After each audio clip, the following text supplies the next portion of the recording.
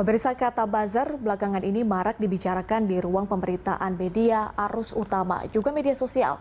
Sebenarnya apa itu buzzer dan plus minusnya? Berikut kita simak datanya.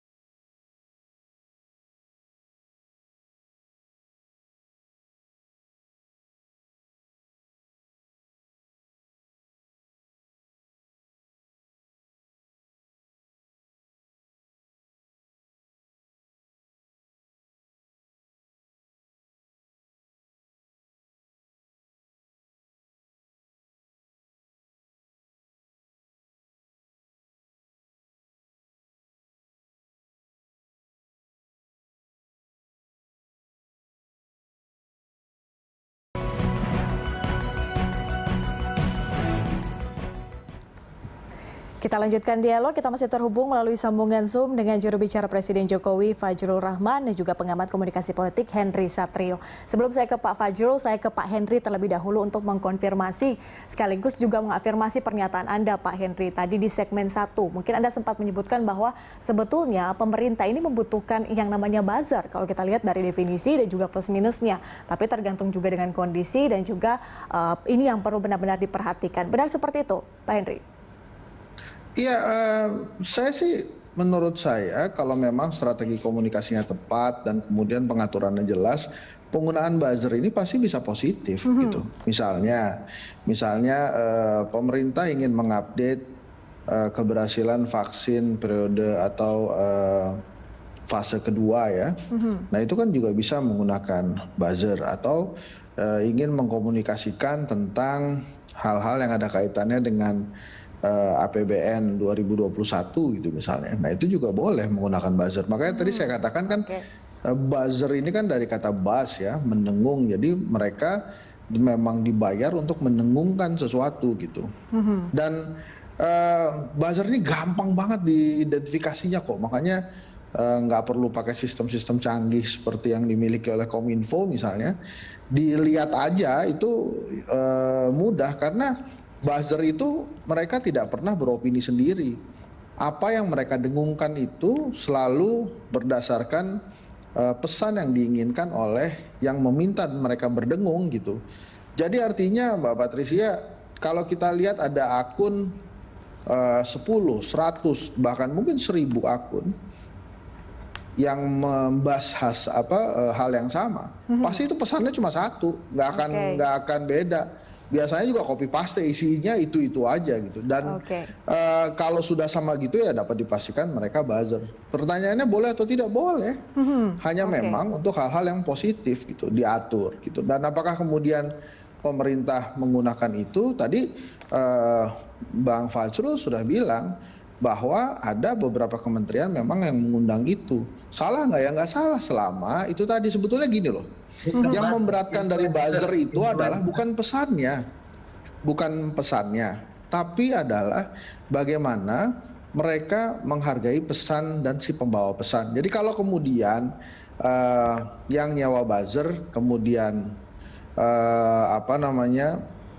si buzzer ini tidak setuju dengan pesannya, yang didebat itu adalah pesannya. Nah ini yang terjadi, yang didebat itu bukan pesannya, tapi yang didebat itu adalah pembawa pesannya, dijelek-jelekin, didoxing dan lain-lain.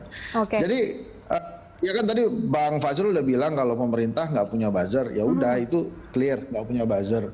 Tapi kalau pada suatu saat nanti pemerintah mau menggunakan buzzer, boleh nggak? Boleh, Oke. asal digunakan secara positif. Jadi sebetulnya ya pisau aja di dapur itu kan positif sebenarnya Ya, kegunaannya. Tapi begitu dibuat-buat bunuh orang kan jadi negatif Oke, gitu Mbak Pak Henry, Patricia. saya serahkan ke Pak Fajrul. Pak Fajrul, melihat atau mendengar pernyataan dari Pak Henry tadi, pemerintah sebetulnya bisa menggunakan buzzer. Tapi kalau mengacu pernyataan Anda, pada saat ini pemerintah sebetulnya tidak menggunakan buzzer. Apakah nanti ada niatan ke sana, Pak?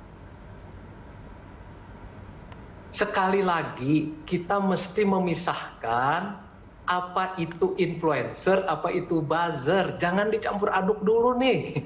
Jadi tercampur aduk jadi diskusi kita.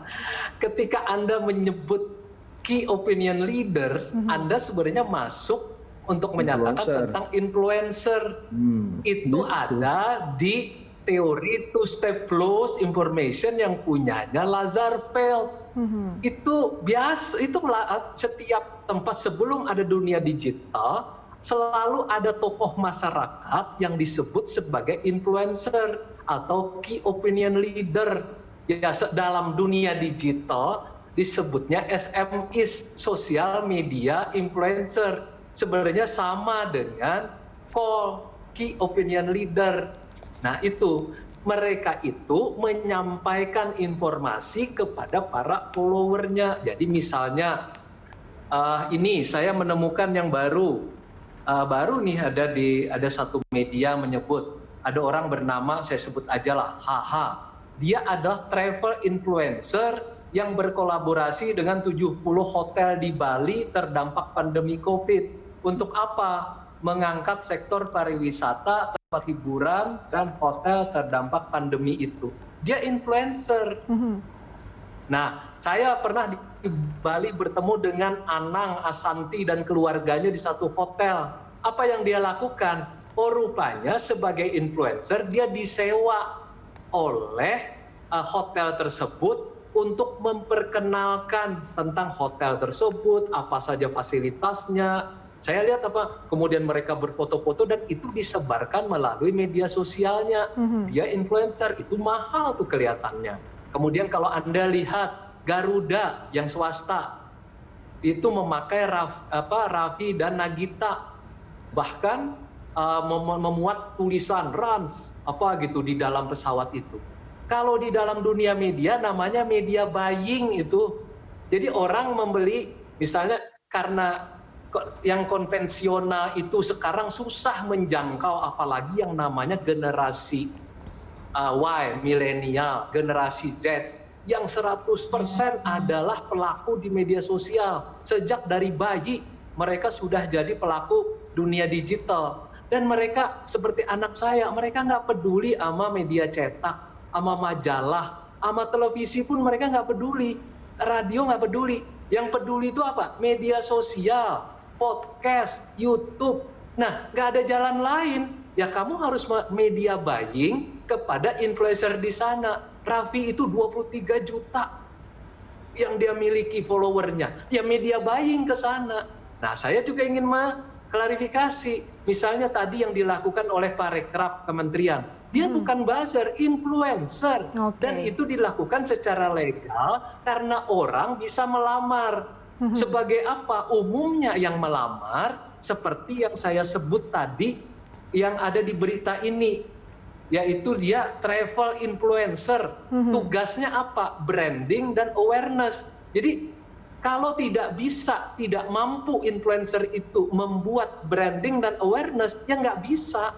Nah beda, benar Henry tadi bilang, kalau buzzer itu dia nggak peduli, dia juga nggak ada namanya, dia juga kadang-kadang cuma akunnya telur gitu gambarnya, kadang-kadang juga cuma ada tulisan nama X, Y, 1, 2, 3, 4, 5, 6, 7, 8 gitu, cuma begitu aja.